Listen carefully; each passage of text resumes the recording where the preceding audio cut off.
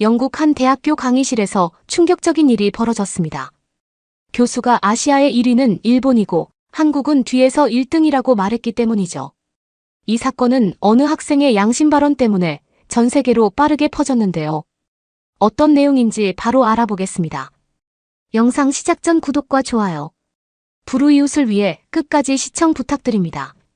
안녕하세요. 미국에서 영국으로 유학 온 엘리사라고 합니다. 최근에 저는 영국의 명문 옥스퍼드 대학교 국제안보 세미나실에서 브레넌 교수님의 날카로운 시선을 처음 마주했습니다. 그날 교수님은 동아시아 안보 상황에 대해 물으셨고 저는 주저없이 손을 들었습니다. 일본계 미국인으로서 동아시아 문제에 관해선 제가 가장 잘 안다고 생각했으니까요. 동아시아에서 일본은 여전히 군사적 주도권을 쥐고 있습니다. 한국은 기술력과 군사력 모두 일본에 비해 열등하죠. 제 말이 끝나자마자 강의실은 얼음장처럼 차가워졌습니다. 특히 동양계 학생들의 표정이 굳어졌습니다. 저는 그저 사실을 말했을 뿐인데 왜 이런 반응이 나오는지 이해할 수 없었습니다. 브레넌 교수님은 안경을 천천히 고쳐 쓰시더니 말씀하셨습니다. 엘리사, 당신의 의견은 흥미롭군요. 하지만 현대 군사력은 단순히 역사적 평판만으로 결정되지 않습니다. 한국은 지난 20년간 방위산업에서 놀라운 성장을 이뤘어요. 현재 세계 8위의 무기 수출국이죠. 제 얼굴이 뜨거워지는 걸 느꼈습니다. 교수님의 말씀이 계속됐습니다. 한국은 현재 자체 개발한 KF-21 전투기를 생산하고 있으며 세계에서 손꼽히는 함정 건조 기술을 보유하고 있습니다. 반면 일본 자위대는 헌법적 제약으로 인해 공격적 군사력 배치에 한계가 있죠. 교수님의 목소리는 차분했지만 그 말에 담긴 무게는 엄청났습니다. 제 눈은 강의실 뒤편에 앉은 한국인 유학생 유진에게 향했어요. 유진은 그저 조용히 저를 바라보고 있었습니다. 그 시선에 담긴 의미를 그때는 이해하지 못했습니다. 그렇게 강의실은 침묵에 잠겼죠. 제 주장에 반박하는 사람은 없었지만 모두가 브레넌 교수님의 말에 고개를 끄덕이고 있었습니다. 그 순간 처음으로 불안감이 밀려왔어요. 내가 틀린 건가? 아니야, 절대 그럴 리 없어.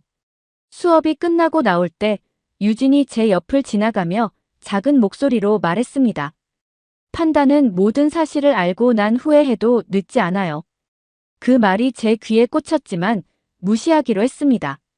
오랜 시간 형성된 제 믿음이 한순간에 바뀔 리 없었으니까요. 브레넌 교수님은 수업을 마치며 다음 주에 있을 특별 강의를 예고했습니다. 다음 수업에서는 실제 군사력 비교 시뮬레이션을 진행할 예정입니다. 여러분 모두 철저히 준비해 오세요. 다음 수업을 위해 도서관에서 자료를 찾던 중 충격적인 보고서를 발견했습니다. 세계 경제 포럼에서 발표한 최신 국방기술 순위였습니다. 화면을 응시하며 제 눈을 의심했습니다. AI 기술 부문에서 한국이 7위, 일본이 9위라니. 이건 분명 오류일 겁니다. 다른 자료를 찾아봤지만 결과는 비슷했습니다. 방위산업 수출 규모, 첨단 무기 개발 현황, 군사, 자율성 지수 등 여러 지표에서 한국이 일본을 앞서고 있었죠. 심장이 빠르게 뛰기 시작했습니다. 제가 알던 세계와 현실 사이에 어떤 괴리가 있는 걸까요? 다음 날 수업에서 저는 손을 번쩍 들었습니다. 교수님, 제가 찾은 자료에 오류가 있는 것 같습니다. AI 기술 순위에서 한국이 일본보다 앞서 있다고 하는데 이건 말이 안 되죠. 브레넌 교수님은 잠시 저를 바라보더니 화면을 켜셨습니다. 엘리사, 좋은 질문입니다. 다 같이 살펴볼까요? 교수님은 최신 국방 기술 데이터를 보여주셨습니다. 한국은 최근 10년간 국방 R&D에 GDP의 2.7%를 투자했습니다. 일본은 1.5%에 그쳤죠. 한국은 자체 개발한 AI 기반 전투 시스템을 갖추고 있으며 드론 방어 체계에서 세계적 수준을 자랑합니다. 이어서 교수님은 일본의 현실을 설명하셨습니다. 일본은 뛰어난 기술력을 가지고 있지만 평화 헌법 제약으로 인해 공격적 무기 개발에 한계가 있습니다. 또한 국방 예산의 상당 부분을 미국 무기 구매에 사용하고 있죠. 저는 자리에서 일어나 반박했습니다. 하지만 일본은 오랜 군사 전통과 기술력을 갖고 있습니다. 데이터가 모든 것을 말해주진 않아요. 교수님은 미소 지으셨습니다. 맞습니다. 하지만 현대 군사력은 역사적 전통보다 현재의 기술력과 운용 능력에 더 좌우됩니다. 데이터는 그저 현실을 반영할 뿐이죠. 강의실에서 웃음소리가 들렸습니다. 몇몇 학생들이 저를 향해 비웃고 있었죠. 누군가 작게 중얼거렸습니다. 무지한 주장은 자료 조사부터 하고 하라니까. 제 얼굴이 붉게 달아올랐습니다. 평소 자신감 넘치던 제가 갑자기 작아지는 느낌이었습니다. 제가 알던 세계관이 무너져 내리고 있었죠. 수업이 끝나고 복도에서 유진과 마주쳤습니다. 저는 고개를 숙이고 지나가려 했지만 유진이 먼저 말을 걸었습니다. 엘리사, 괜찮아요? 오늘 수업이 힘들었겠네요. 그 말에 제 방어 본능이 일어났습니다. 신경 쓰지 마세요. 데이터가 항상 맞는 건 아니니까요. 유진은 부드럽게 미소 지었습니다. 물론이죠. 하지만 진정한 학자는 자신의 믿음이 잘못되었을 가능성도 항상 열어두어야 하지 않을까요? 당신이 그동안 알고 있던 정보의 출처는 무엇인가요? 다음 날 수업 시간, 저는 마지막 자존심을 걸고 반격에 나섰습니다. 밤새 준비한 자료를 바탕으로 일본의 역사적 군사력을 설명하려 했죠. 손을 번쩍 들고 말했습니다. 교수님, 일본은 역사적으로 강력한 해군과 공군을 보유했습니다. 현대 자위대는 그 전통을 계승하고 있죠. 이런 역사적 맥락을 고려해야 하지 않을까요? 브레넌 교수님은 고개를 끄덕이셨습니다. 좋은 지적입니다. 역사적 맥락은 중요합니다. 하지만 일본 자위대의 태생적 한계를 이해할 필요가 있습니다. 교수님은 화면에 일본 헌법 구조를 띄우셨습니다. 전쟁 포기, 전력 불보유, 교전권 불인정. 이 조항으로 인해 일본은 법적으로 군대를 가질 수 없습니다. 자위대는 공식적으로 군대가 아닌 방위력으로 분류되죠. 이어서 교수님은 한국의 군사 시스템을 설명하셨습니다. 한국은 징병제를 통해 매년 약 25만 명의 젊은이들이 군사훈련을 받습니다. 이들은 평균 18개월 동안 실전과 같은 훈련을 받죠. 비교하자면 일본 자위대는 모두 지원자로 구성되며 훈련 강도도 상대적으로 낮습니다. 저는 반박하려 했지만 교수님의 설명은 계속됐습니다. 더불어 한국은 K계열 전차, K9 자주포, KF-21, 전투기 등 주요 무기 체계를 자체 개발하고 있습니다. 방위산업 자립도가 70%를 넘죠. 반면 일본은 주요 무기의 상당 부분을 미국에 의존하고 있습니다. 교수님은 마지막으로 한국의 K방산 수출 사례를 보여주셨습니다. 한국은 최근 폴란드에 K2 전차와 K9 자주포를 대량 수출했습니다. 터키, 인도, 호주 등 다양한 국가에 무기를 수출하고 있죠. 이는 한국 방산 기술의 세계적 경쟁력을 보여줍니다. 제 머릿속이 복잡하게 뒤엉켰습니다. 데이터와 사실들이 제가 그동안 믿었던 것과 너무나 달랐죠. 교실 안의 다른 학생들은 교수님의 설명에 고개를 끄덕이고 있었습니다. 대만에서 온 다니엘은 노트북을 열심히 두드리며 교수님의 말씀을 기록하고 있었죠. 실제로 한국은 2017년 이후 세계 방산 시장에서 일본을 앞지르고 있습니다. 아시아에서는 중국 다음으로 큰 방위 산업 규모를 갖고 있죠. 브레넌 교수님의 냉정한 분석이 이어졌습니다. 어릴 적부터 할아버지께 들었던 이야기가 머릿속에서 맴돌았습니다. 일본이 항상 강하고 우수하다는 이야기. 그런데 지금 눈앞의 사실들은 그 이야기와 맞지 않았습니다. 저는 입술을 깨물었습니다. 내가 틀렸을 가능성, 그동안 편향된 시각으로 세상을 보았을 가능성이 머릿속에 스며들기 시작했습니다. 카페에 앉아 유진과 대화를 나누던 중 대만 학생 다니엘이 합류했습니다. 다니엘은 국제안보학을 전공하는 학생이었죠. 그는 노트북을 열더니 자료를 보여주기 시작했습니다. 엘리사, 이건 최근 발표된 한국과 일본의 군사력 비교 자료야. 객관적인 수치만 보자고. 다니엘이 보여준 자료는 충격적이었습니다. 한국은 현역 군인 55만 명, 예비군 310만 명. 일본은 현역 자위대원 24만 명, 예비 자위대원이 거의 없었습니다. 해군 전력에서도 한국의 이지스 함수가 일본과 동등했고 잠수함 전력에선 한국이 우위에 있었습니다. 특히 주목할 건 공군력이야. 다니엘이 말했습니다. 한국과 일본 모두 F-35를 보유하고 있지만 한국은 추가로 자체 개발 중인 KF-21이 있어. 반면 일본의 F-2는 F-16의 파생형에 불과하지. 유진이 부드럽게 덧붙였습니다. 엘리사, 우리가 말하려는 건 한국이 우월하다는 게 아니에요. 단지 모든 나라는 변화하고 발전한다는 거죠. 당신이 알고 있던 정보가 오래된 것일 수 있어요. 그 말에 제 마음속 무언가가 무너졌습니다. 눈물이 흘러내리기 시작했고 그것을 멈출 수 없었습니다. 제가 왜 이렇게 감정적이 되었는지 스스로도 의아했습니다. 그건 단순한 자존심의 문제가 아니었습니다. 정체성의 위기였죠. 미안해요. 그냥 내가 그동안 얼마나 편협했는지 깨닫게 되어서 흐느끼며 말했습니다. 유진이 제 손을 잡았습니다. 괜찮아요. 우리 모두 배우는 과정에 있으니까요. 다니엘도 다정하게 미소 지었습니다. 내가 처음 옥스퍼드에 왔을 때도 비슷한 경험을 했어. 대만에 대한 많은 사람들의 편견을 마주하면서 나 역시 다른 나라들에 대한 내 편견을 돌아보게 됐지. 그날 밤 갑작스러운 복통으로 대학 병원을 찾았습니다. 진료를 맡은 의사는 한국계 미국인인 박세윤 박사였습니다. 진찰을 받는 동안 박 박사님과 대화를 나누게 됐습니다. 옥스퍼드에서 공부하고 있다고요? 어떤 전공인가요? 박 박사님이 물으셨습니다. 국제관계학이요. 최근에는 동아시아 안보 상황에 관해 배우고 있습니다. 박 박사님은 흥미롭다는 듯 고개를 끄덕이셨습니다. 저도 대학 시절 그 주제에 관심이 많았어요. 특히 한국의 빠른 성장이 인상적이었죠. 제 고향이니까요. 박사님은 어떻게 의사가 되셨나요? 궁금해서 물었습니다.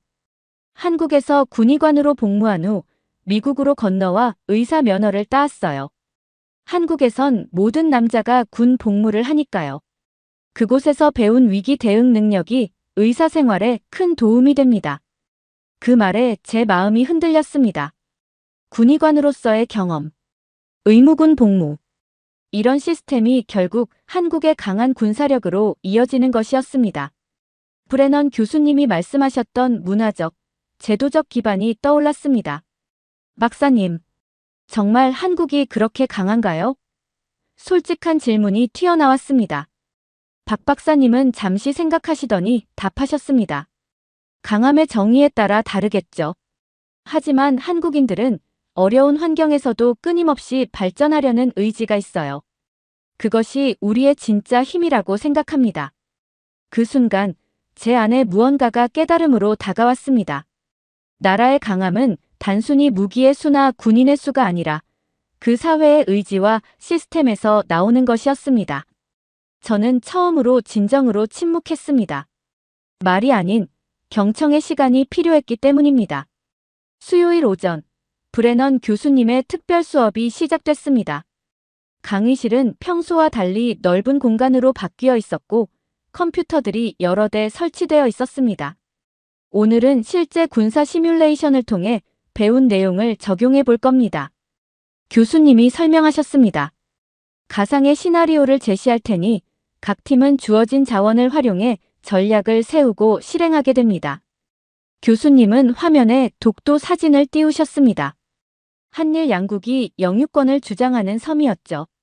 시나리오는 이렇습니다. 다케시마 혹은 독도라 불리는 이 섬을 두고 한일 간 무력 충돌이 발생했습니다. 각 팀은 자국의 입장에서 이 갈등에 대응해야 합니다. 가슴이 두근거렸습니다. 이것은 단순한 시뮬레이션이 아니라 제 믿음을 시험하는 순간이었습니다. 교수님이 팀을 나누기 시작했습니다. 유진은 한국팀 지휘관, 엘리사는 일본팀 지휘관을 맡게 됩니다. 제 심장이 빠르게 뛰었습니다. 한국과 일본, 무력 충돌, 영토 분쟁. 그동안 배운 내용을 모두 적용해야 하는 순간이었습니다. 저는 깊게 숨을 들이마시고 일본팀 학생들을 모았습니다. 우리는 해상 우위를 점해야 해요. 헬기 항모와 이지스함을 전방에 배치하고 F-35로 공중 우세를 확보합시다.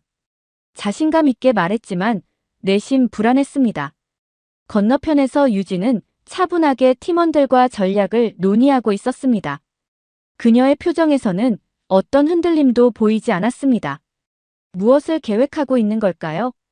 시뮬레이션이 시작됐습니다. 처음 몇 시간은 양측이 정찰과 정보 수집에 집중했습니다. 저는 제 팀에게 전자전 공격을 지시했습니다. 한국군의 통신을 교란합시다. 그들의 지휘 체계를 무력화시키면 우위를 점할 수 있을 거예요. 하지만 시뮬레이션 결과는 예상과 달랐습니다. 한국팀은 이미 백업 통신 시스템을 준비해 두었고 오히려 우리 쪽 전자전 장비의 위치가 노출됐습니다. 한국군이 해안포와 대함 미사일로 반격 중입니다. 팀원 하나가 외쳤습니다. 우리 이지스함 두 척이 심각한 피해를 입었습니다. 당황스러웠습니다. 어떻게 이런 일이? 한국의 대응이 너무나 빠르고 효율적이었습니다. 유진은 미소를 지으며 무언가를 팀원에게 지시하고 있었습니다.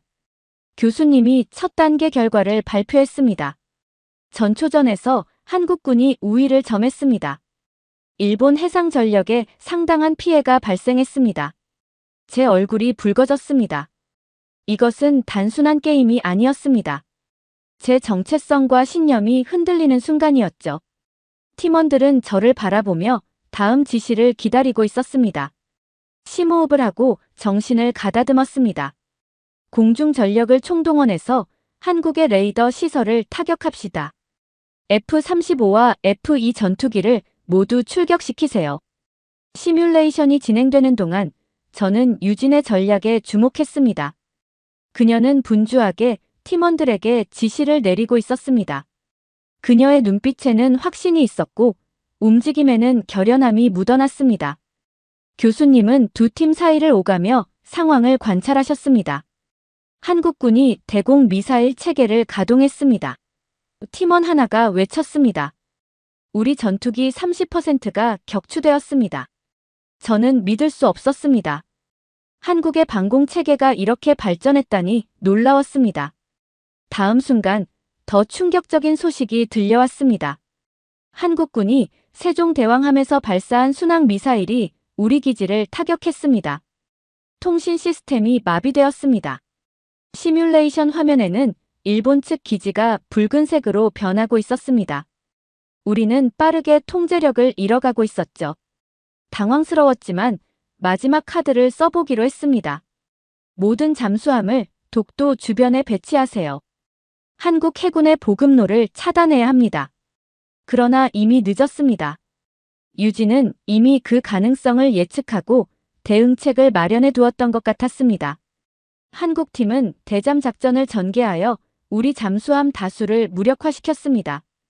한국 특수부대가 우리 지휘소에 침투했습니다. 팀원의 외침이 들렸습니다. 그 순간 브레넌 교수님이 시뮬레이션을 일시 중지시켰습니다. 현재 상황에서 일본 측의 패배가 확실시됩니다. 시뮬레이션을 종료하겠습니다. 강의실에 침묵이 흘렀습니다. 제 마음은 혼란스러웠습니다. 어떻게 이런 결과가 나올 수 있을까요? 교수님은 두 팀 모두에게 다가와 말씀하셨습니다. 이 시뮬레이션은 단순히 승패를 가리기 위한 것이 아닙니다. 현대 군사 갈등의 복잡성과 각국의 실제 군사력을 이해하기 위한 것이죠. 엘리사 팀은 전통적인 해군력에 의존했지만 유진 팀은 비대칭 전력과 첨단 기술을 효과적으로 활용했습니다. 다음 날 아침, 브레넌 교수님은 상세한 분석 시간을 가졌습니다. 프로젝터에는 양측의 전략과 결과가 표시되어 있었습니다. 저는 첫 줄에 앉아 긴장된 마음으로 교수님의 설명을 들었습니다. 일본 팀의 가장 큰 실수는 정보전에 대한 과소평가였습니다. 교수님이 말씀하셨습니다. 엘리사는 전통적인 해군력에 의존했지만 현대 전쟁에서는 정보와 전자전이 승패를 좌우합니다. 화면에는 한국 팀이 사용한 전자전 전략이 표시되었습니다. 그들은 우리의 통신을 교란하는 데 성공했고 그 결과 지휘 체계가 무너졌습니다. 저는 손으로 노트를 필사적으로 적었습니다. 이것은 단순한 수업이 아니라 제 세계관을 재구성하는 과정이었습니다. 해상전에서 일본은 전통적인 해군력을 가지고 있지만 한국의 세종대왕급 구축함은 이지스 시스템과 더불어 독자적인 전투 시스템을 갖추고 있습니다. 교수님은 계속해서 설명하셨습니다. 특히 한국이 개발한 대함 미사일의 성능이 뛰어나 일본 해군에 큰 타격을 주었죠. 옆자리에 앉은 다니엘이 작은 목소리로 말했습니다. 한국의 현대화된 군사력을 보면 정말 놀랍지 않아? 그들은 과거의 경험을 교훈 삼아 끊임없이 발전해왔어. 공군력 비교 화면이 나타났습니다. 일본의 F-35와 F-2 전투기가 얼마나 빠르게 한국의 방공망에 격추되었는지 보여주는 그래프였습니다. 저는 그 수치들을 바라보며 충격을 받았습니다. 제가 알던 세계와 현실 사이의 간극이 이렇게 클 수 있을까요?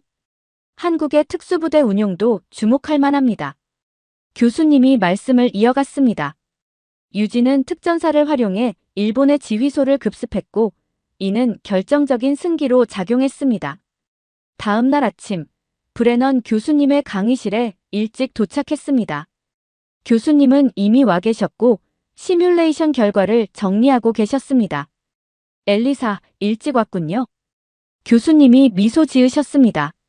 네, 교수님. 어제 시뮬레이션에 대해 더 자세히 알고 싶어서요. 교수님은 커피 한 잔을 건네셨습니다. 시뮬레이션은 단지 학습 도구일 뿐입니다.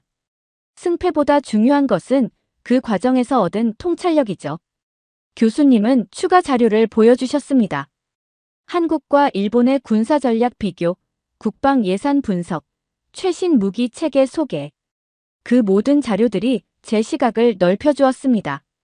한국의 군사력은 단순히 무기의 수가 아니라 그들의 전략적 사고와 국가 안보에 대한 의지에서 비롯됩니다. 교수님이 말씀하셨습니다. 그들은 항상 더 큰 도전에 대비해야 했고 그것이 그들을 강하게 만들었죠. 강의가 시작되고 다른 학생들이 들어오기 시작했습니다. 유진도 들어와 제 옆자리에 앉았습니다.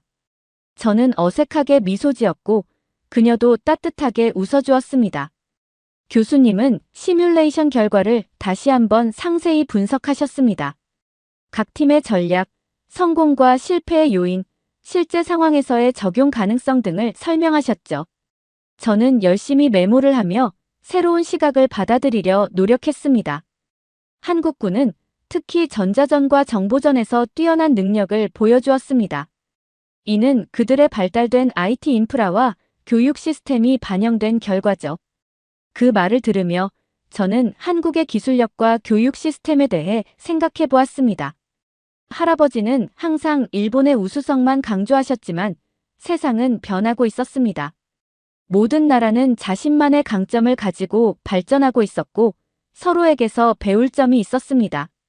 강의가 끝나고 자리에서 일어나 빠르게 강의실을 나섰습니다. 아직 마음이 정리되지 않았고 혼자 있고 싶었습니다. 복도를 빠르게 걸어 건물 밖으로 나갔습니다. 엘리사! 뒤에서 유진의 목소리가 들렸습니다. 돌아보니 유진이 저를 따라 나왔습니다. 그녀의 표정은 진지했습니다. 잠깐 이야기 좀 할 수 있을까요? 유진이 부드럽게 물었습니다. 처음에는 거절하고 싶었습니다. 자존심이 상한 상태에서 마주하기가 쉽지 않았으니까요. 하지만 이제는 도망치지 않기로 했습니다. 진실을 마주하고 서로를 이해하고 싶었습니다. 그래요. 작은 목소리로 대답했습니다. 캠퍼스 잔디밭에 함께 앉았습니다. 가을 햇살이 따스하게 비치고 있었죠. 잠시 침묵이 흘렀습니다. 너무 기분 상하지 마세요. 시뮬레이션은 그저 학습 도구일 뿐이에요. 유진이 먼저 입을 열었습니다. 제 안에서 마지막 저항이 일어났습니다. 그래도 일본은 오랜 역사와 전통을 가진 나라예요. 한 번의 시뮬레이션으로 모든 것이 결정되는 건 아니죠. 유진은 고개를 끄덕였습니다. 물론이에요. 모든 나라는 자신만의 강점과 역사가 있습니다. 일본의 문화와 기술력은 정말 대단하죠. 제가 말하고 싶은 건 이제는 정보를 믿을 건지, 감정을 믿을 건지 선택해야 한다는 거예요. 브레넌 교수님의 기말 과제는 동아시아 안보 상황에 대한 보고서였습니다. 주제는 자유롭게 선택할 수 있었죠. 저는 잠시 고민하다가 한국의 국방 현대화와 그 영향이라는 주제를 선택했습니다. 이제는 도망치지 않고 진실을 마주하고 싶었습니다. 도서관에서 밤늦게까지 자료를 찾으며 한국의 국방 정책, 방위산업 발전, 군사 전략에 대해 공부했습니다.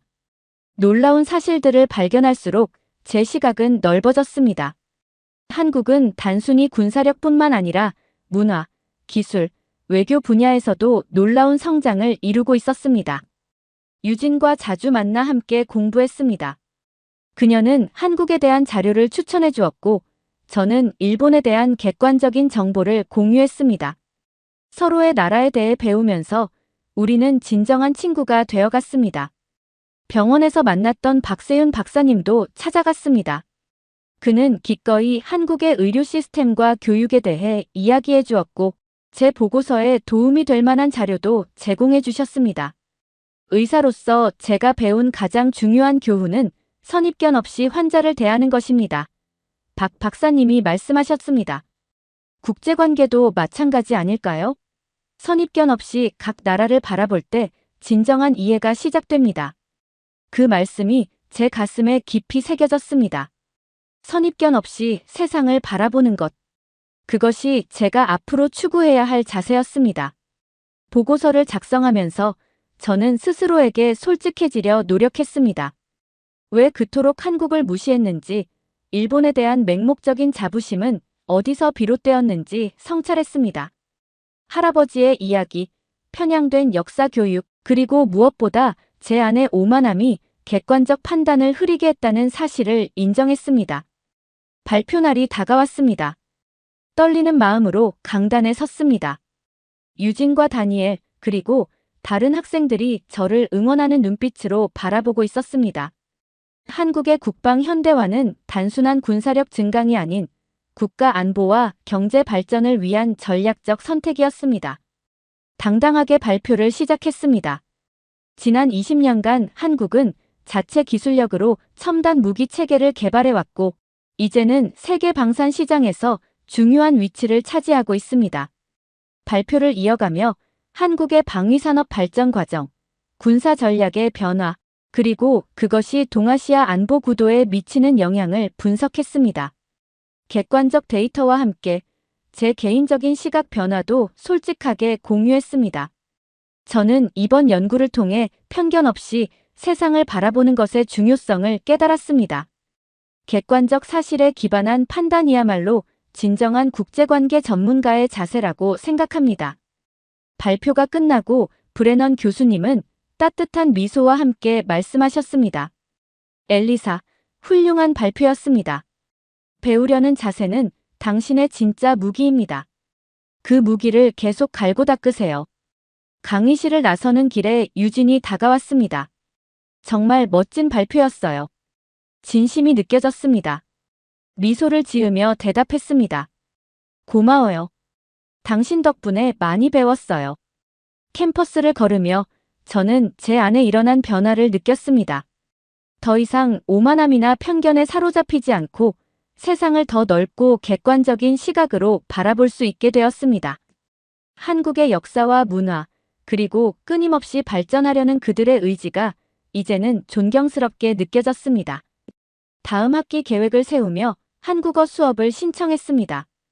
유진에게는 일본어를 가르쳐 주기로 했고, 다니엘과는 동아시아 안보 연구 모임을 시작했습니다. 브레넌 교수님께는 동아시아 현장 학습 프로그램에 참여하고 싶다고 말씀드렸습니다. 그리고 무엇보다 한국인 친구들에게 진심으로 다가가기 시작했습니다. 한국인 친구를 사귀고 싶어요. 당신들의 문화와 역사에 대해 더 많이 배우고 싶습니다. 그 말은 단순한 사교적 인사가 아니었습니다. 진정한 마음의 변화였죠. 세상은 어느 한 나라가 우월한 곳이 아니라 각자의 역사와 문화, 강점을 가진 다양한 나라들이 함께 살아가는 곳이라는 사실을 깨달았습니다. 옥스퍼드의 벤치에 앉아 지난 몇 달을 되돌아보았습니다. 처음 이곳에 왔을 때의 오만했던 저와 지금의 더 열린 마음을 가진 저는 완전히 다른 사람이 되어 있었습니다. 한국의 놀라운 회복력과 혁신 정신, 그리고 그들의 문화적 깊이를 이해하게 된 것은 제 인생에서 가장 값진 교훈이 되었습니다. 진정한 배움은 책에서만 오는 것이 아니라 편견을 버리고 세상을 솔직하게 마주할 때 시작된다는 것을 깨달았습니다. 그리고 때로는 자신이 틀렸다는 것을 인정하는 용기가 가장 큰 성장을 가져온다는 것도요. 이제 저는 세계를 바라보는 새로운 눈을 얻었습니다. 그 눈으로 바라본 한국은 독특한 문화적 정체성과 끊임없는 발전의 의지를 가진 깊이 존중받아 마땅한 나라였습니다. 이것이 제가 옥스퍼드에서 배운 가장 소중한 교훈이었습니다. 사연자분께 전하고 싶은 말씀이 있으시면 댓글로 남겨주시면 전달해 드리겠습니다. 그러면 더욱 감동적인 다음 사연으로 넘어가겠습니다. 이 정도면 한국에서 남자도 하이힐을 신고 다녀야 되는 거 아니야. 지금 지나가는 곳마다 똥이 있어. 이거 심지어 사람 똥이라고 아니야. 내가 한국을 가봤어. 길거리에서 강아지 똥도 보기 힘들어. 거기는 로봇들이 쓰레기를 다 치우고 다닌다는 생각이 들어. 그 정도로 깨끗하단 말이야. 너 꼭 중국에 갔다가 한국으로 와봐. 극적인 차이를 경험할 수 있을 거야. 안녕하세요. 멜리아입니다. 저는 로마에서 거주하는 취업 준비생입니다. 대학을 졸업하고 직장을 구하지 못하고 있어요. 그 전까지 제 삶은 꽤 단순했습니다. 취업이 안 돼서 정말 힘들었어요. 로마의 많은 청년들이 취업을 못하고 있어요. 저도 다를 바 없었죠. 로마의 대학 진학률은 30% 정도밖에 안 돼서 전 사실 좀 자신이 있었어요. 대학을 졸업했으니까 좋은 기업이 데려갈 거라고 생각했죠. 하지만 좋은 기업이 별로 없었어요. 다들 굳이 대학 졸업생을 원하지 않았죠. 로마에는 갈 기업이 없고 글로벌 기업이라도 가고 싶었지만 자리가 없었습니다. 어느 날 저녁 가족과 함께 저녁 식사를 하던 중 부모님이 제게 생각지도 못한 제안을 하셨어요. 새로운 언어를 배우는 건 어떨까 부모님이 말씀하셨죠. 요즘 아시아 시장이 계속 커지고 있어 생각할수록 이해가 가는 말이었습니다. 하지만 가장 큰 문제는 어떤 언어를 배울 것인가? 많은 고민 끝에 저는 한국어나 중국어 중 하나를 배워야겠다고 생각했어요. 거대한 시장과 경제력을 가진 중국은 기회의 땅처럼 보였어요. 중국어를 배우면 취업 시장에서 우위를 점할 수 있을 것 같았죠. 그래서 저는 중국을 선택했습니다. 긴장이 동시에 밀려왔습니다. 짐을 싸고 가족들에게 작별 인사를 하고 비행기에 올랐던 기억이 납니다. 저는 6개월 동안 공부에 힘써서 중국어를 완벽하게 마스터하겠다는 목표가 있었어요. 중국에 도착한 것은 완전히 새로운 세계에 발을 디딘 것과 같았습니다. 북적거림과 번잡함 수많은 사람들이 압도적이었습니다. 새로운 모험을 받아들일 준비가 되어 있었지만 모든 것이 계획대로 진행되지는 않았습니다. 시작부터 난관에 부딪혔죠. 가장 큰 충격은 위생 기준이었습니다. 로마도 꽤나 더럽다고 유명한 곳인데 중국은 차원이 달랐어요. 공기는 스모그가 심했고 기침과 색색거림이 심했습니다. 마스크를 사야 했지만 그마저도 큰 도움이 되지 않는 것 같았어요. 공장에서 나오는 먼지가 숨을 쉬기가 힘들 정도였습니다. 푸른 하늘은 이탈리아에만 있는 환상 같았어요. 숨을 쉴 때마다 목에서 쇠맛이 났어요. 제가 마시는 게 공기인지 먼지인지 가늠이 안 됐어요. 심지어 사람들도 심각했어요. 자기 몸에서 냄새가 난다는 사실을 인지조차도 못했어요. 저는 돌아버리는 줄 알았습니다.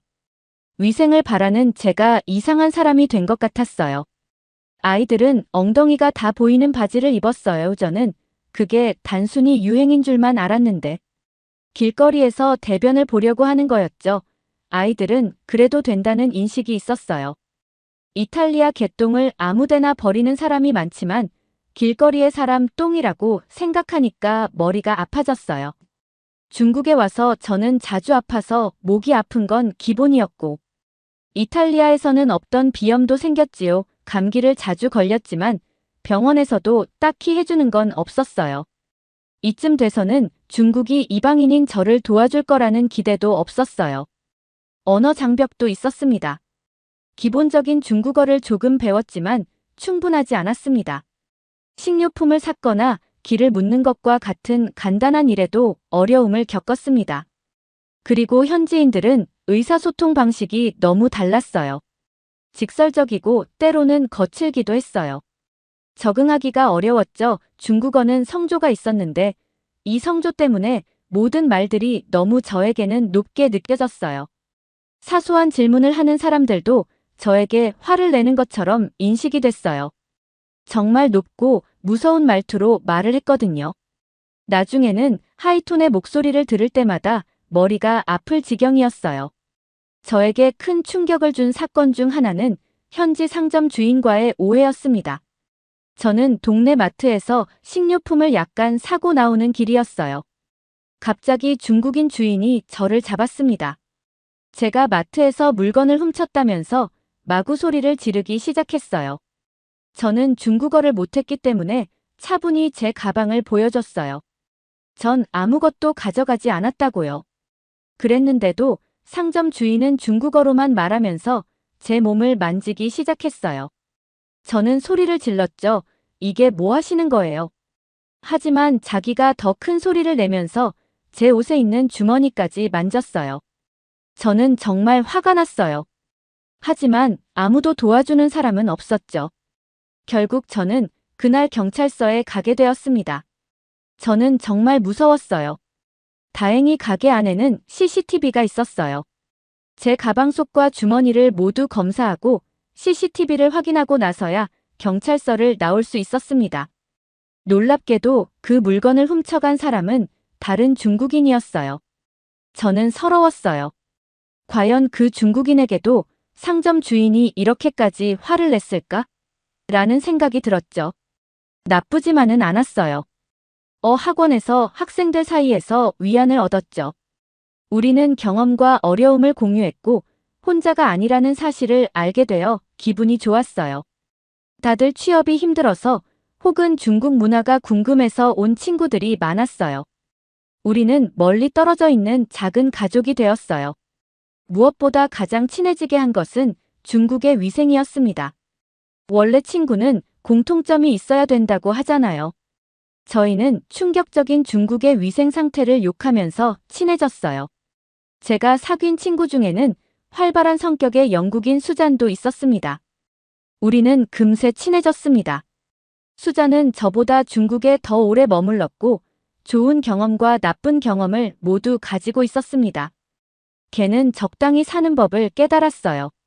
하지만 인생은 또 다른 커브볼을 던졌습니다. 수잔은 가족 사정으로 중국을 떠나야 했습니다. 저는 망연자실했습니다. 수잔은 단순한 친구를 넘어 제게 닭 같은 존재였거든요. 그녀가 떠나기 전 그녀는 제 관점을 바꿔준 말을 해주었습니다. 우리 가족은 이번에 한국으로 가기로 했어. 연락할게. 수잔이 가고 저는 정말 우울했어요. 그래도 취직을 위해 중국어를 공부했습니다. 수잔이 가고 2주가 지난 뒤 수잔에게 연락이 왔어요. 아빠 때문에 많은 나라를 다녀봤지만 정말 한국은 천국이라고요. 전화를 끊고 그녀의 말이 마음에 남았습니다. 그녀로부터 이메일을 받았습니다. 그녀는 모든 것을 사랑하고 있었습니다. 저에게 한국으로 놀러 오라고 초대했어요. 한국을 진지하게 생각해 본 적이 없었거든요. 하지만 이제는 호기심이 생겼습니다. 한국의 어떤 점이 수잔을 그토록 흥미롭게 만들었을까? 한국에 갔으면 나았을까? 그래서 저는 한국으로 떠났습니다. 다른 생각을 할 여유도 없었어요. 전 너무 지쳐 있었거든요. 공항을 빠져나오자마자 느꼈습니다. 공기는 깨끗해졌고 거리는 깔끔해졌습니다. 한국말이 서툴러도 사람들은 예의 바르고 친절하게 대해주었습니다. 중국에서의 경험 때문에 정말 열심히 한국말을 공부해서 왔거든요. 수잔이 옳았습니다. 한국은 달랐습니다. 사람들의 친절함과 푸른 하늘 곳곳에 있는 산 무엇보다 어느 곳에서도 이상한 냄새가 나질 않았어요. 로마와 청도에 있었던 저에게 서울은 정말 천국 같았어요.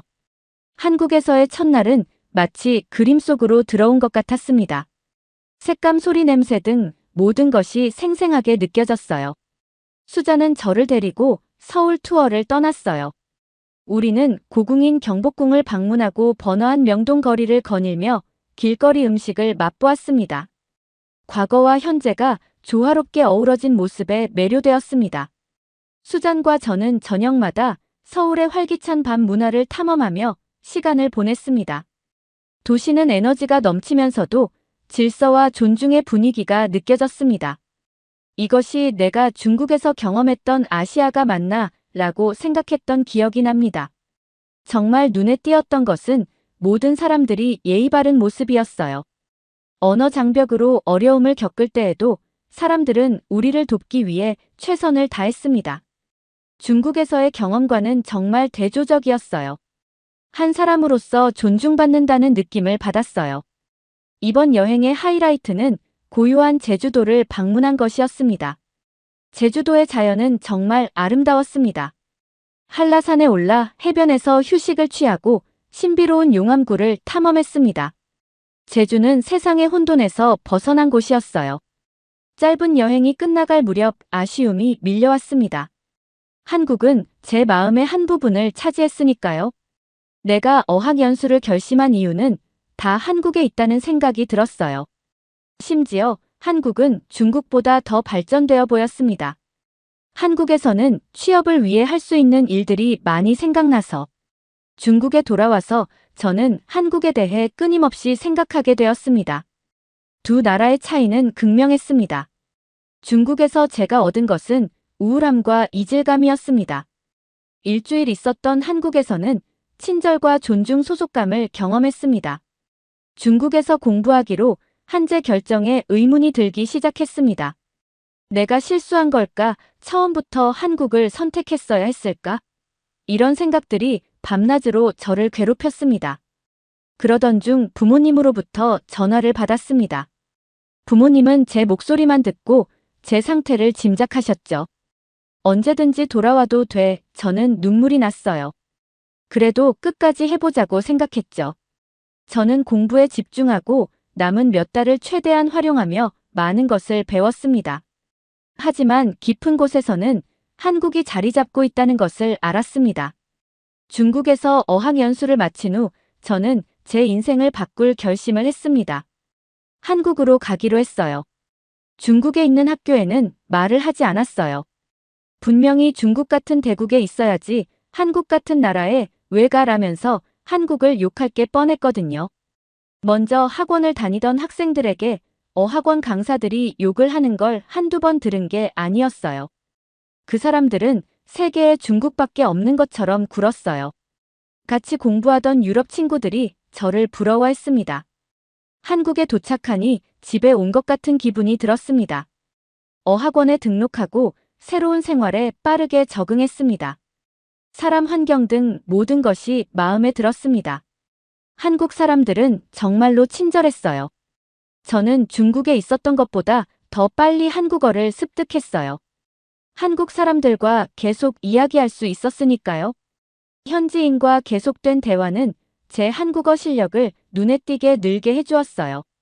저는 목적 의식과 방향성을 찾았습니다.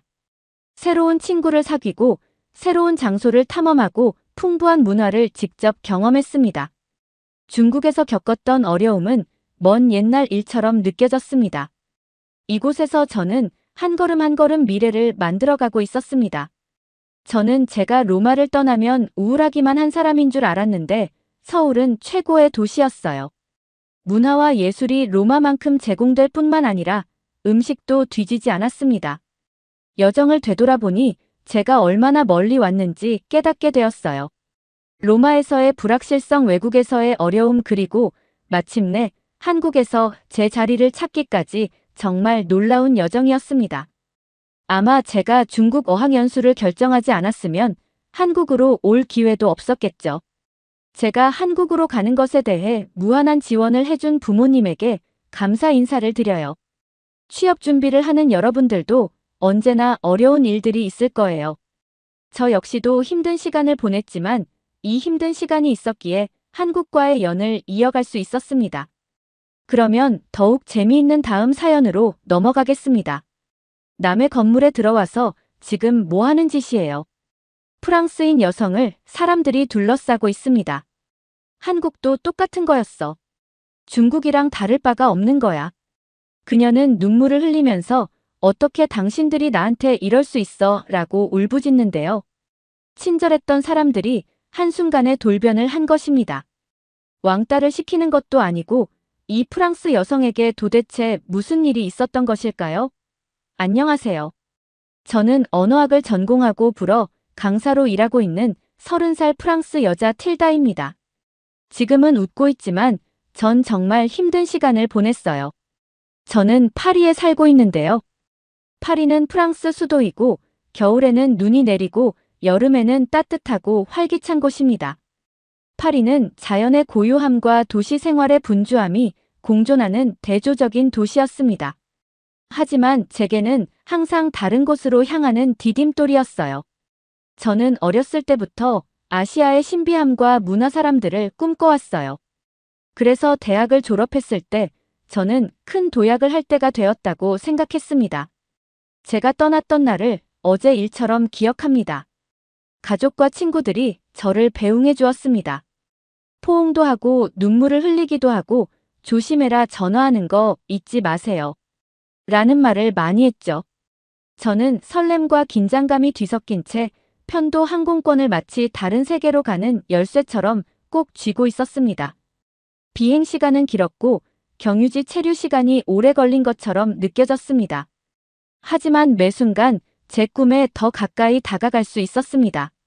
마침내 중국에 도착하자 프랑스의 쌀쌀한 날씨와는 극명한 대조를 이루는 열대의 열기가 저를 맞이했습니다. 마치 다른 우주에 들어온 것 같았어요. 생생한 색감, 낯선 향신료의 향기, 거의 알아들을 수 없는 언어의 소리 등 모든 것이 너무 신기했습니다. 저는 현지 학교에서 불어를 가르치기 시작했습니다. 물론 어려운 일이었죠. 언어 장벽, 다양한 교수법, 완전히 새로운 생활 방식에 적응해야 했으니까요. 하지만 엄청난 보람도 느꼈어요. 제 학생들은 정말 훌륭했어요. 밝고 배우고자 하는 열의가 넘치고 항상 미소를 잃지 않았죠. 그들은 힘든 하루하루를 보람 있게 만들어주었죠. 중국에서의 생활은 매일이 모험이었어요. 중국 음식은 매콤하고 풍미가 뛰어나며 프랑스에서 먹어본 것과는 차원이 달랐습니다. 친구도 사귀고 언어도 조금 배웠으며 현지 요리 기술도 익혔습니다. 마치 꿈속에서 사는 것 같았어요. 물론 가끔 권씨 문화라고 하는 뒷돈 문화가 저를 곤란하게 하기는 했지만 프랑스에서도 주던 팁 같은 개념이라고 생각하기로 했어요. 그러던 중 사건이 터졌죠. 좋은 생각으로 시작한 일이었죠. 저는 아시아에서 제 기반을 넓히고 싶었습니다. 중국을 제 영원한 고향으로 만들기 위한 한 걸음처럼 느껴졌죠. 학원의 프랜차이즈 사업을 제안받았어요. 저는 충분히 저축을 했고 중국이 저에게 마음을 열어준 것처럼 더 크게 학원을 확장해서 불어 공부를 많은 학생들에게 시키고 싶었어요. 학원을 같이 운영했었던 중국인 왕이는 지금이 기회라고 절 설득했죠. 저는 믿을 만한 사람이라고 생각했어요. 저는 제가 지금까지 모은 모든 돈을 왕이에게 넘겨주었어요. 중국 사람들은 보수적인 기질이 있어서 왕이가 사업 확장을 하는데 더 적합한 사람이라고 생각한 거죠. 중국에 도착한 순간부터 불어 학원에서 강사가 되기까지가 모든 것이 너무나 수월했던 탓일까요? 아니면 아시아에 대한 환상 때문일까요? 저는 친구를 너무 믿었어요. 저는 단순한 강사가 되는 것이 아닌 학원의 원장으로 능숙하게 아이들을 가르치는 제 모습에 빠져 있었습니다. 학원은 공사를 시작했고, 저는 이 공사가 끝나기만 하면 청도 전역에 제 불어 학원이 있는 모습을 상상했어요. 분명 서류상으로 제 명의인 학원법인을 봤다고 생각했는데 제 행복은 오래가지 못했어요. 공사가 끝난 뒤 학원에 들어가려고 하는 순간 모두가 저를 모른 척했어요. 무슨 일이죠? 라고 물었더니 이 사람들은 황당한 이야기를 했어요. 틸다 선생님은 왕이 선생님이 학원을 확장하는 동안 저희를 버리셨잖아요. 선생님이 왕이 선생님을 배신하셨는데 무슨 깡으로 지금 학원에 들어오시는 거예요? 그게 무슨 말이에요? 라고 하면서 실랑이가 있었어요. 그들은 제가 체내 돈을 다 빼돌리려고 했다고 주장했어요. 저 역시도 학원법인 명의의 서류를 보여주면서 말도 안 되는 얘기라고 했어요. 이건 다 거짓 서류였어요. 제가 외국인이라는 이유로 우습게 봤던 거죠. 결국 경찰까지 개입이 되었어요. 알고 보니 채는 보기에는 제 명의인 것처럼 서류를 조작하고 제 돈으로 학원을 확장한 것이었어요. 그리고 많은 사람들을 구슬려서 마치 제가 자기에게 사기를 친 것처럼 배경을 만들어 두었어요. 경찰과 중국법은 저에게 어떤 도움도 주지 않았어요.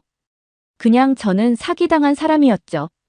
심지어 중국인들이 보기에는 전 사기를 친 사람이었어요. 피해자임에도 불구하고요. 심지어 경찰은 공권력인데도 불구하고 저에게 추가적인 보상을 해달라며 돈을 요구했어요. 지금까지 살았던 중국에 환멸이 났습니다.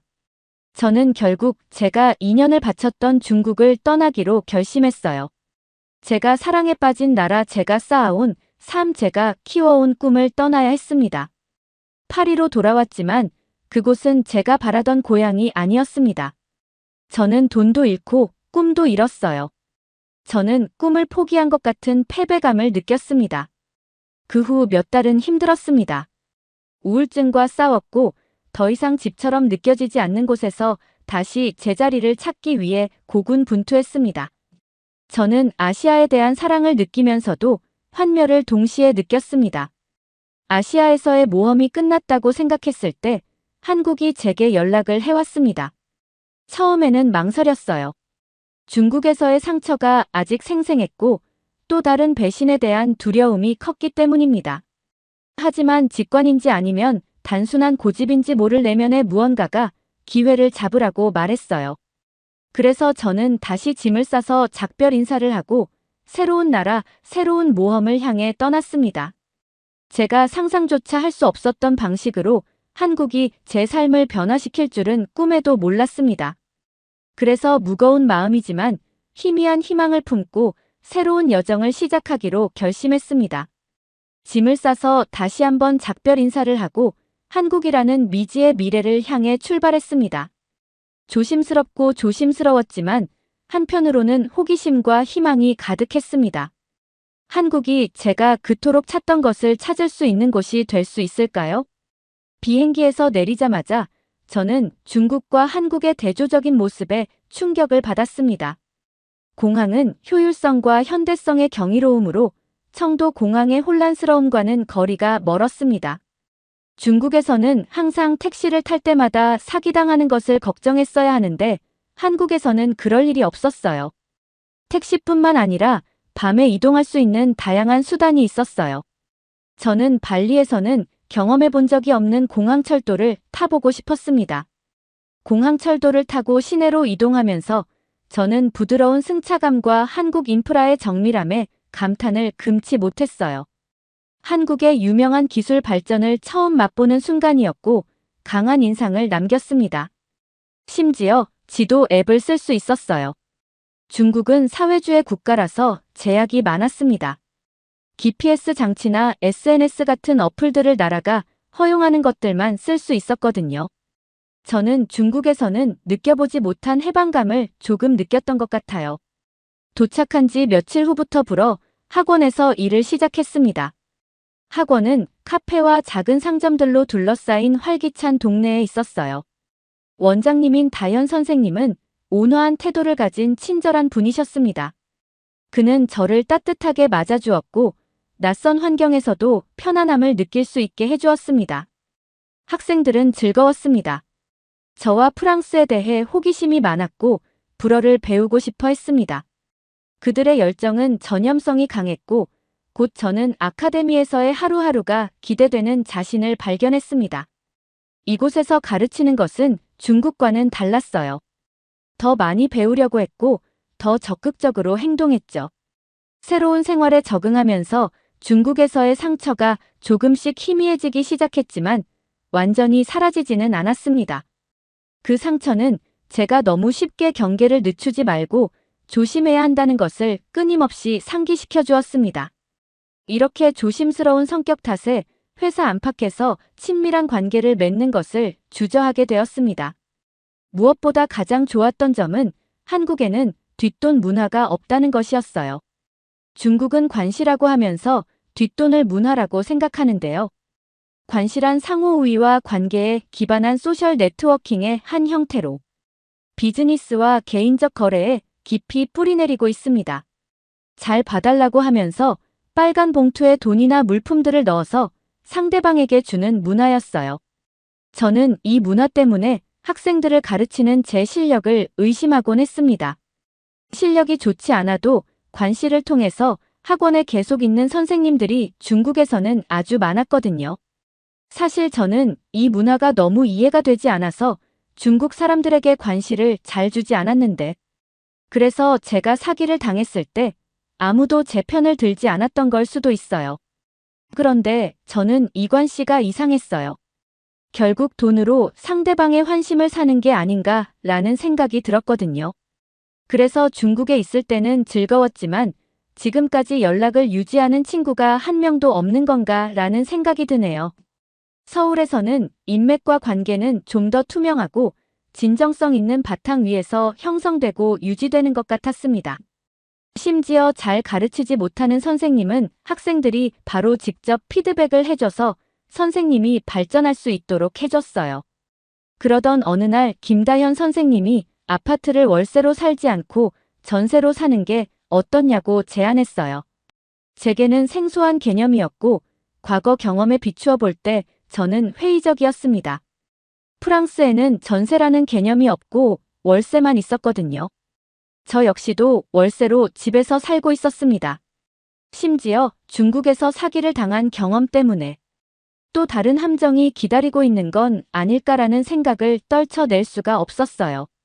하지만 다현 선생님은 한국에서 전세가 어떻게 이루어지는지 정부가 많은 규제를 통해 관리를 하고 있다고 알려주셨습니다. 월세보다 복잡한 법을 가지고 있기는 하지만 확실히 전세로 집을 구하게 되면 돈을 더 아낄 수 있을 것이라고 얘기해 주셨어요. 저는 전세를 구하고 싶었지만 복잡한 법 때문에 다른 사람의 도움을 받아야 한다는 사실이 두렵게 느껴졌습니다. 다현 선생님은 자기가 이것을 한다고 이득이 있는 것이 아니라고 하면서 직접 부동산을 데리고 돌아다니셨어요. 저에게 다양한 집들을 보여주셨어요. 저마다의 매력과 특색이 있는 여러 곳을 방문했습니다. 마침내 조용한 동네의 작지만 아늑한 아파트를 찾았습니다. 저는 계약을 하는 순간까지 정말 검토에 검토를 거듭했습니다. 불안해서 변호사를 고용하기까지 했어요. 제가 계속 의심을 지우지 못하고 있어서 다현 선생님은 기분이 나쁠 법도 한데 그럴 수도 있다고 하면서 오히려 꼼꼼한 모습이라서 다행이라고 얘기했어요. 저는 선생님한테 죄송했지만 여전히 사람에 대한 의심을 지울 수는 없었어요. 결국 몇 달이 지나고 나서 전 진정한 제 집을 가질 수 있었습니다. 다현 선생님은 축하한다고 하면서 다음에는 전세가 아니라 매매를 해서 진정으로 한국 사람이 되라고 말했어요. 단순한 주거 공간이 아니라 이 새로운 나라에 대한 신뢰가 커지고 있다는 신호였죠. 몇 주가 지나고 몇 달이 지나자 서울이 집처럼 느껴지기 시작했습니다. 중국에서 살 때는 내가 몰랐던 불편함들이 많았구나 라는 생각을 했어요. 중국에서 만난 사람들은 대부분 중국이 얼마나 대단한지에 대한 이야기를 저한테 했어요. 저는 거의 매일같이 그런 이야기를 듣고 살곤 했었죠. 그런데 실제로 경험해보니 한국이 훨씬 더 발전한 도시임에도 불구하고 한국 사람들은 저에게 그런 얘기를 하는 법이 없었어요. 그래서 2년 넘게 살았던 중국에서보다 한국에 와서 오히려 더 많은 대화를 한 것 같아요. 도시의 리듬은 빠르게 흘러갔지만 중국에서는 느낄 수 없었던 질서와 안정감이 느껴졌습니다. 한국에 온 뒤로 다른 아시아 국가는 생각도 나지 않았어요. 마음의 안정을 찾고 나서는 볼링 모임에 나가기 시작했어요. 거기서 지금의 남자친구인 준수를 만났습니다. 준수는 제가 한국에서 느꼈던 따뜻함과 친절함의 화신이었어요.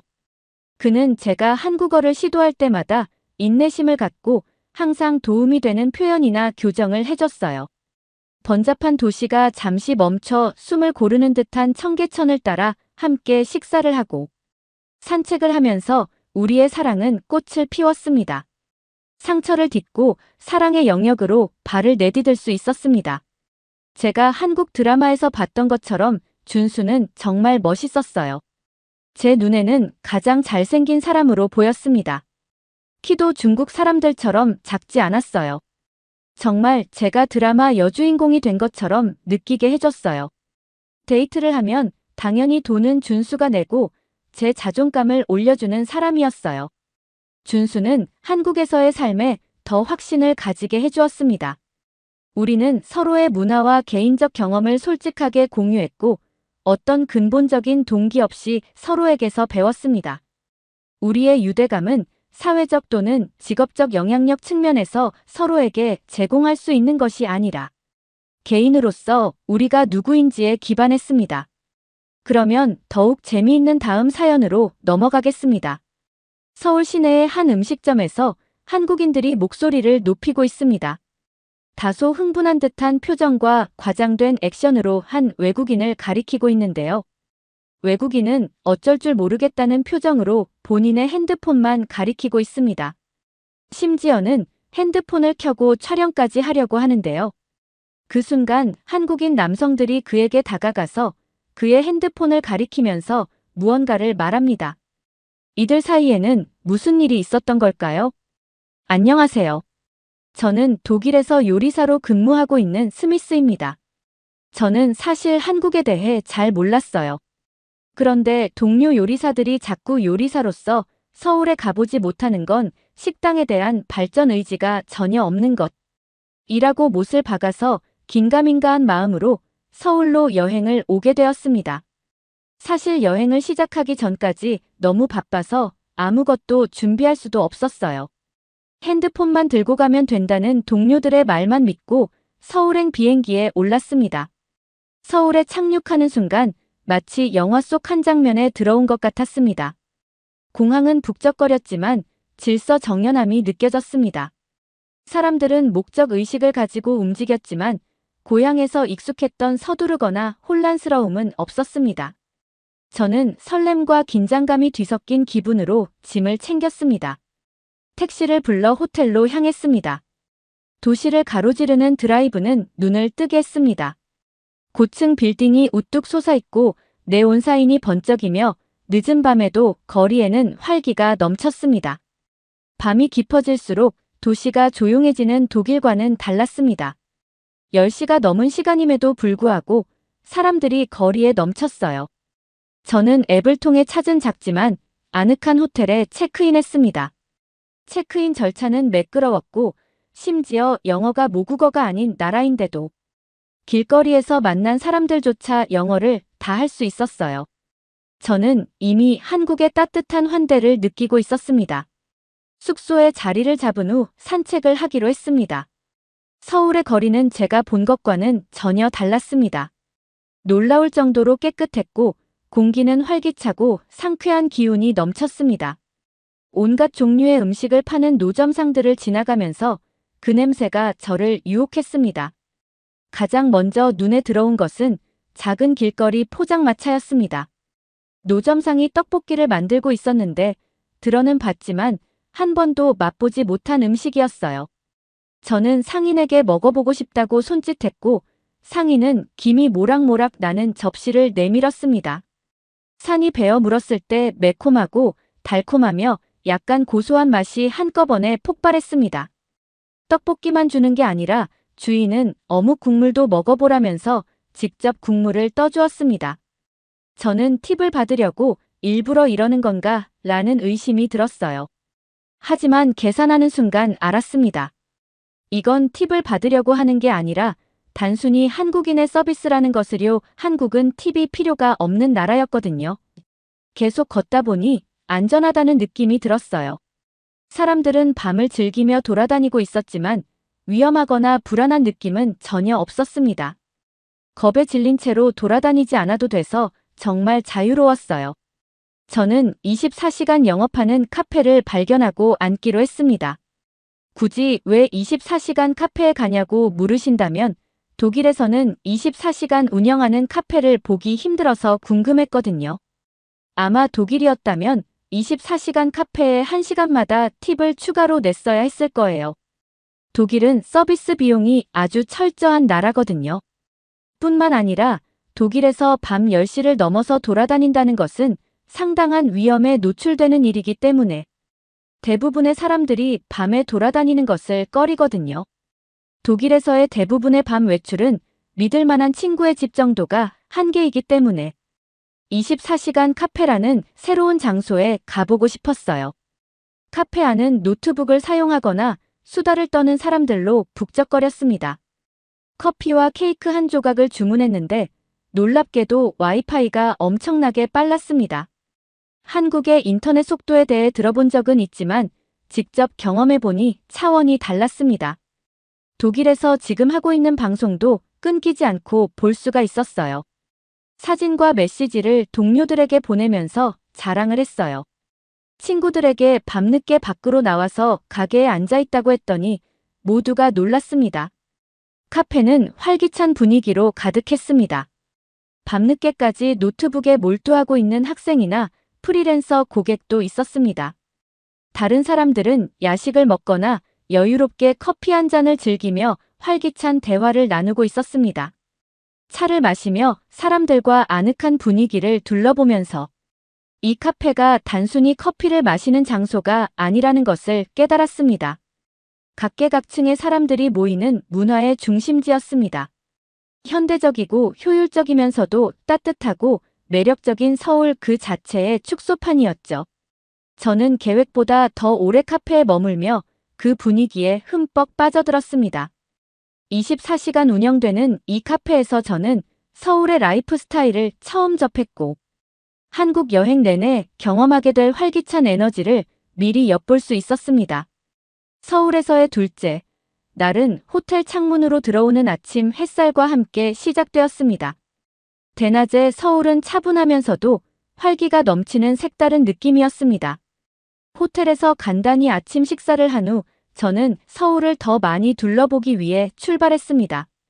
첫 번째 목적지는 사진으로만 봤을 뿐 직접 볼 수 있을 거라고는 상상도 못했던 경복궁이었습니다. 경복궁의 문을 들어서자 마치 과거로 돌아간 듯한 기분이 들었습니다. 전통 건축물과 고즈넉한 정원 장엄한 건물은 바로 옆에 있는 현대식 고층 빌딩과 극명한 대조를 이뤘어요. 과거와 현재가 아름답게 어우러진 풍경이었어요. 내 몸은 고궁 안에 있는데 보이는 풍경은 고층 빌딩이었습니다. 전통과 현대의 공존이란 이런 것이구나를 느낄 수 있었어요. 궁에서 몇 시간을 보낸 후 저는 근처 거리를 돌아다녔습니다. 전통工业품과 미술관으로 유명한 인사동에 도착했습니다. 좁은 골목에는 수공예품을 파는 상점 찻집 전통식당이 줄지어 있었습니다. 저는 다양한 차 종류의 흥미를 느껴 한 찻집에 들렀습니다. 저는 녹차를 선택했고 주인 아주머니는 따뜻한 미소를 지으며 한국 전통 과자와 함께 차를 내주었습니다. 차는 섬세하고 상쾌했으며 달콤한 디저트와 완벽한 조화를 이루었습니다.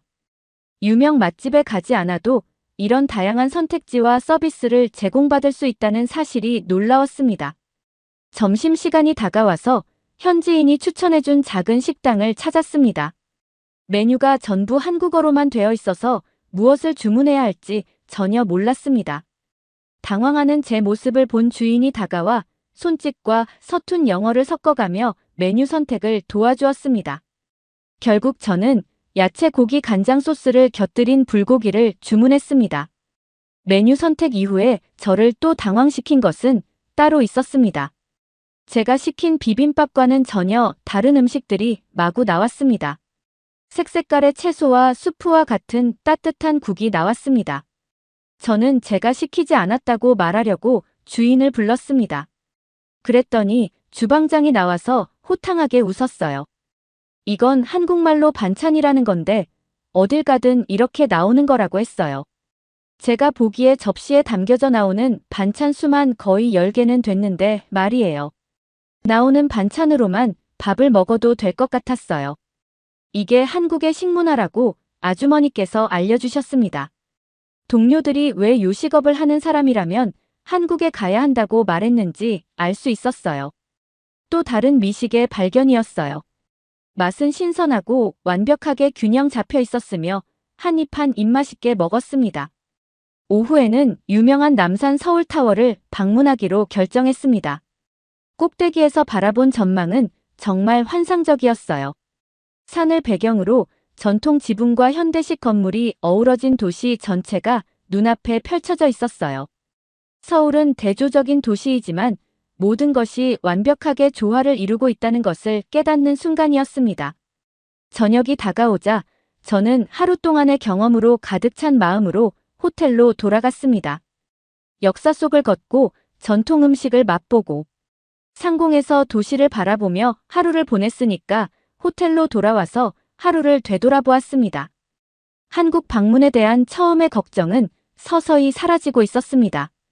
제가 만난 사람들은 친절하고 도움을 주었고 음식은 정말 훌륭했으며 도시 자체는 과거와 현재가 아름답게 어우러져 있었습니다.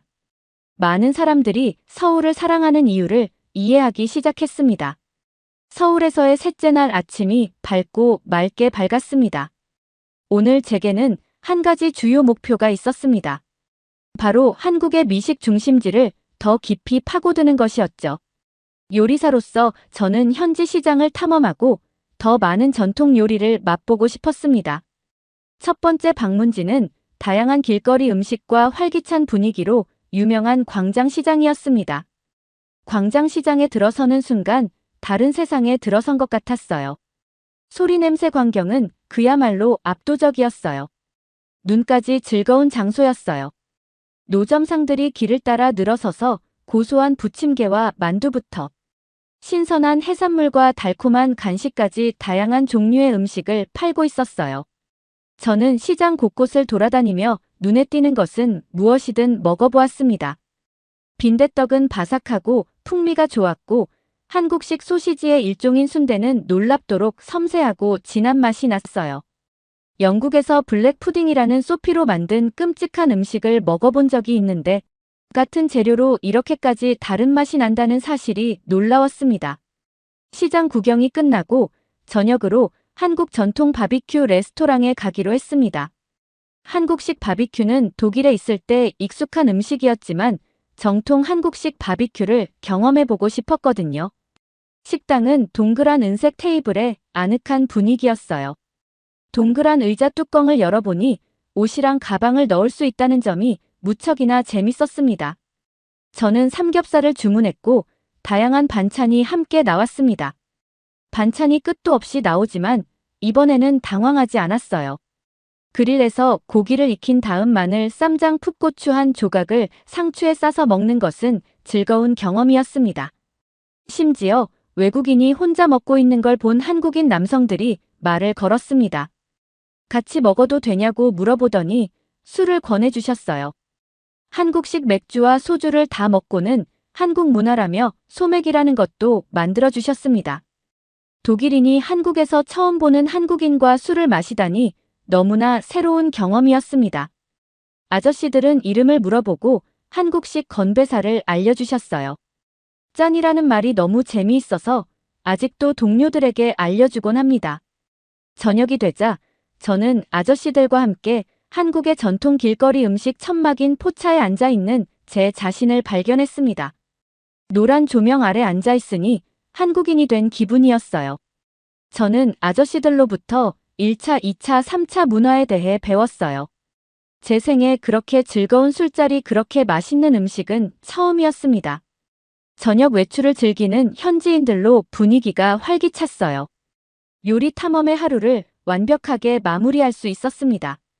그날 밤 침대에 누워 제가 맛본 모든 음식과 만났던 사람들을 생각했습니다. 음식 하나하나에 스토리가 있고 재료 하나하나에 역사가 있었습니다. 한식은 단순한 음식이 아니라 문화와 사람들을 반영하는 것이었습니다.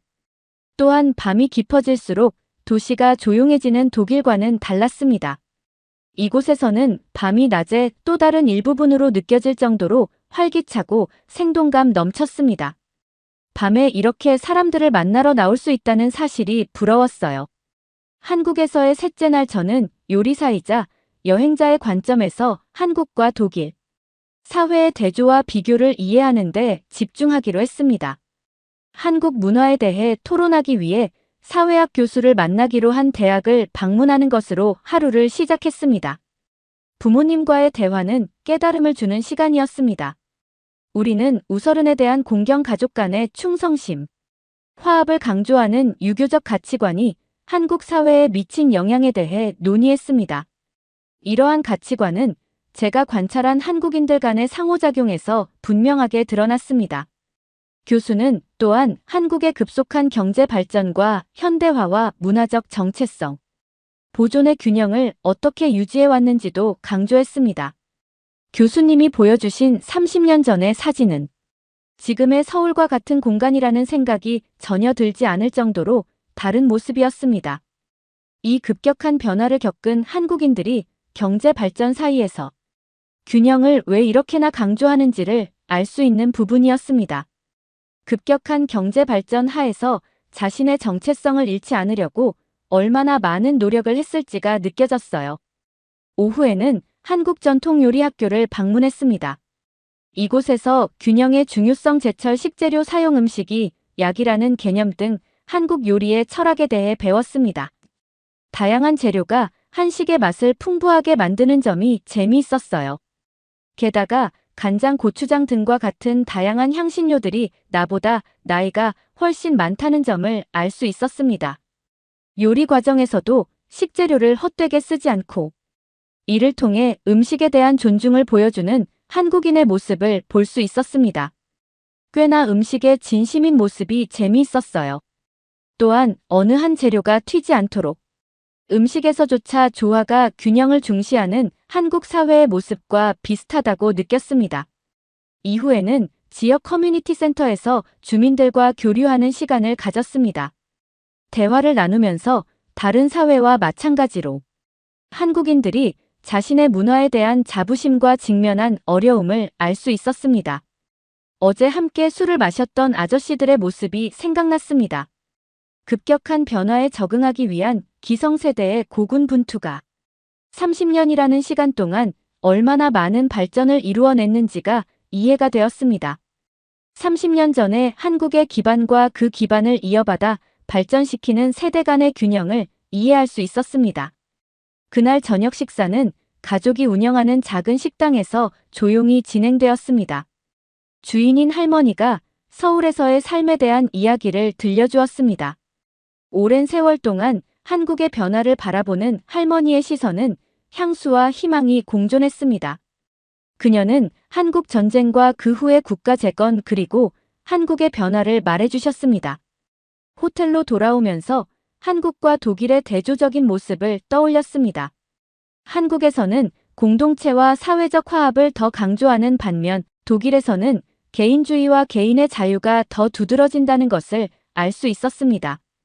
두 사회 모두 강점과 도전 과제를 가지고 있었고 한국에 있으면서 다른 시각에서 한국 문화를 바라볼 수 있었습니다. 생각해보니까 저는 여행을 혼자 왔음에도 불구하고 다양한 한국인들을 만날 수 있어서 외로움을 느낄 틈이 없었어요. 이제서야 내가 여행을 혼자 왔다는 사실을 깨달을 정도로 따뜻한 나라라는 것을 알게 되었습니다. 그날 밤 제 경험에 대해 생각해 보니 제 여행은 선입견을 버리는 과정이기도 했다는 것을 깨달았습니다. 다른 삶의 방식과 다른 가치에 대해 마음을 여는 과정이었죠. 한국은 저에게 문화뿐만 아니라 더 개방적이고 이해심 많은 시각으로 세상을 바라보는 법을 가르쳐 주었습니다. 이 조그마한 나라에 얼마나 많은 문화와 사람들이 융합되어 살고 있는가에 대해 느낄 수 있는 여행이었습니다. 또한 전 세대가 화합하려는 노력 같은 목표를 바라보고 열심히 일을 하여 발전하는 모습은 제가 살아가는 데에 많은 동기부여를 해주었습니다. 요리사로서 손님들에게 단순히 음식을 제공하는 것뿐만이 아니라 어떤 서비스를 제공하고 어떤 만족감을 줄 수 있는지에 대해 생각해보게 해주었어요. 한국에서의 경험을 바탕으로 저는 제 식당을 한국식 문화를 제공하는 식당으로 바꿔야겠다는 다짐을 하게 해주었습니다. 이 여행에서의 경험이 제 식당을 우리 동네 최고의 식당으로 만들어줄 수 있을 거라고 생각합니다.